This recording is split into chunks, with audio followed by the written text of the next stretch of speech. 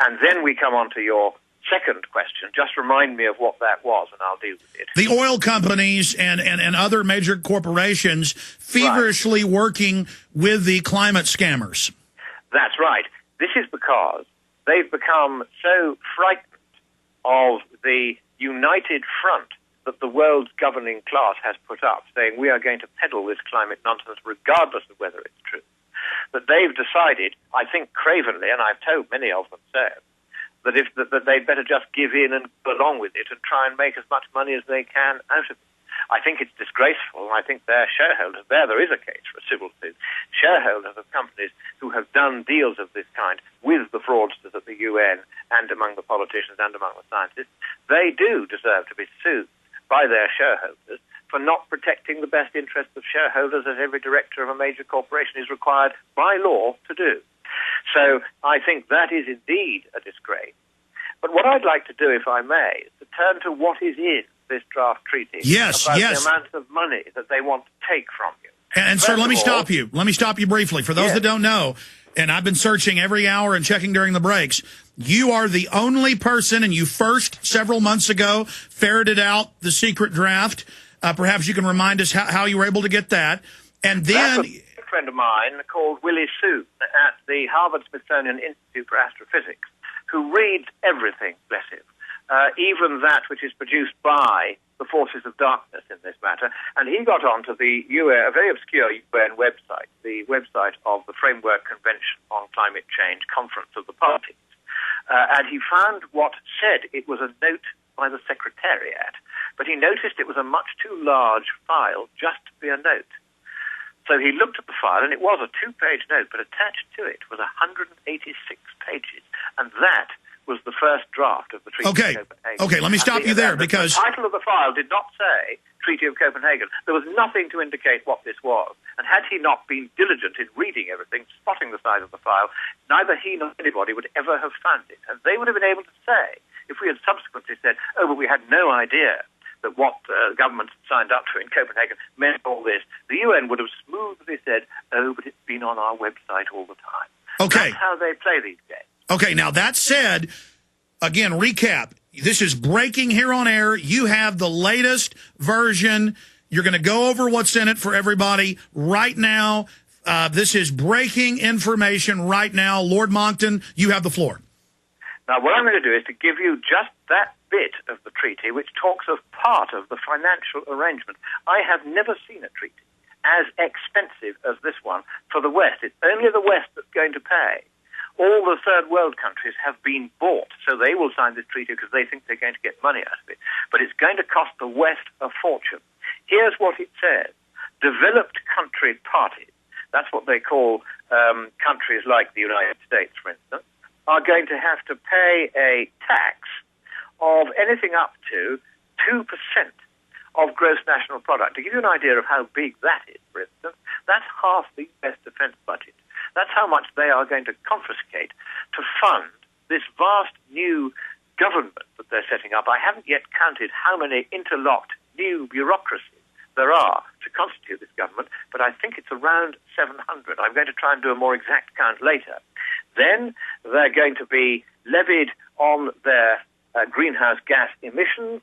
They're going to auction allowances to emit greenhouse gases, and if you don't buy an allowance to emit greenhouse gases, you won't be allowed to emit them. You could find that your local electricity company has to shut down because it can't afford to buy the right to emit this harmless gas into the atmosphere.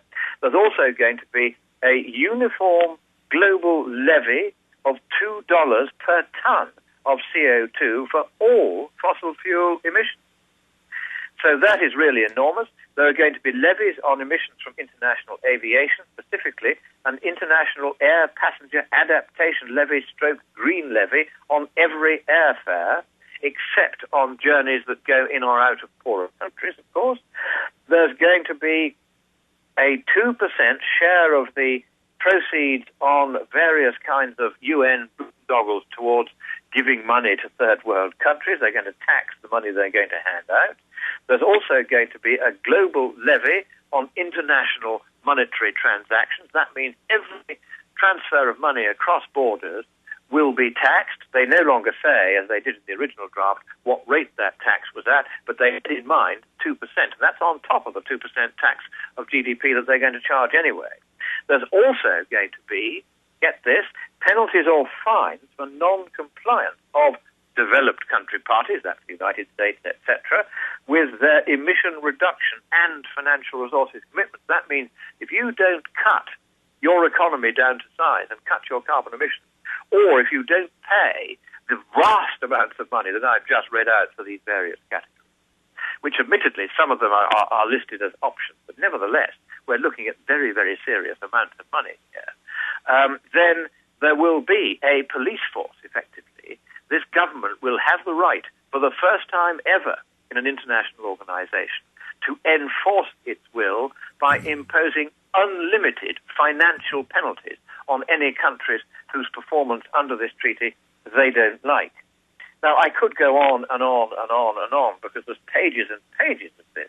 There's an adaptation fund, a multilateral adaptation fund, solidarity funds, mitigation funds, multilateral climate technology funds. A total global government takeover. A global government, sir. Is this total global government? This is total global government, but on a scale which is simply unimaginable. I mean, the cost of all these extra boards and panels and technology funds and this and that, that's going to come out of general taxpayers' money over and above the various individual financial provisions I've just read out. We're looking at a grab for absolute power and absolute financial control worldwide by the UN and its associated bureaucracies and 700 new bureaucracies. And I'm not talking about 700 new bureaucrats, I'm talking about 700 new bureaucratic bodies.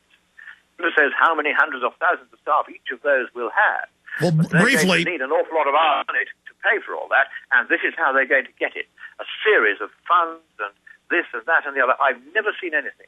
And global authorities over travel, tracking where everybody goes, expanding on that. Now we have the Danish leaked memo that they've been passing around, and I have that draft here, and it talks about, this is even upsetting some of the UN bureaucrats in the third world countries, that the power will be held by the IMF, the World Bank, and other quasi-private organizations. So we have a private corporate structure directly looting the population. Why is this horrifying the third world toadies that have since been taken over by the IMF and World Bank?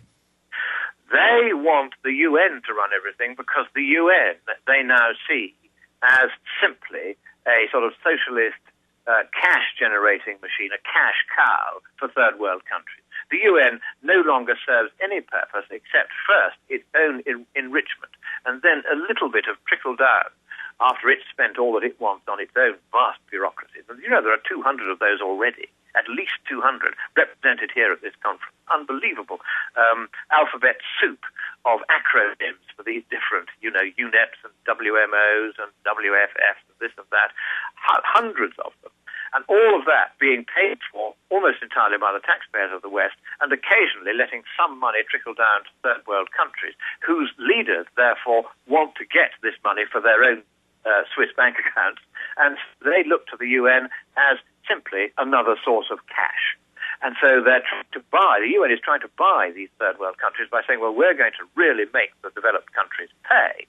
And the reason the third world countries are now so annoyed with the Danish draft, which was simply intended to try and facilitate agreement, but it got out into the Guardian before it had done its job, and therefore the Guardian has rather blown the negotiations out into the open.